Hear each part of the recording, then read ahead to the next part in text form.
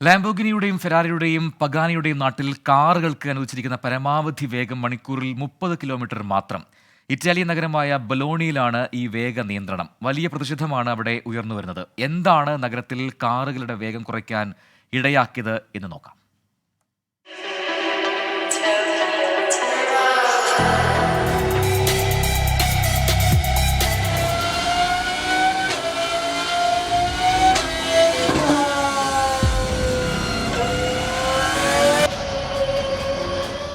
ലോകത്തെ അതിവേഗ സൂപ്പർ കാറുകളായ ലംബോർഗിനിയും ഫെരാരിയും പഗാനിയും ഒക്കെ നിർമ്മിക്കുന്നത് ഇറ്റാലിയൻ നഗരമായ ബൊലോണിയിലാണ്. വേഗമുള്ള കാറുകൾ നിർമ്മിക്കുന്ന നഗരത്തിൽ പക്ഷേ ഇപ്പോൾ വാഹനങ്ങളുടെ വേഗപരിധി മണിക്കൂറിൽ 30 കിലോമീറ്റർ മാത്രം. നഗരത്തിന്റെ സുരക്ഷിതത്വവും ജനങ്ങളുടെ മെച്ചപ്പെട്ട ജീവിതവും മുൻനിർത്തിയാണ് വേഗപരിധി മണിക്കൂറിൽ 30 കിലോമീറ്ററായി ചുരുക്കിയതെന്നാണ് ബൊലോണി മേയർ മറ്റിയോ ലെപ്പോർ പറയുന്നത്.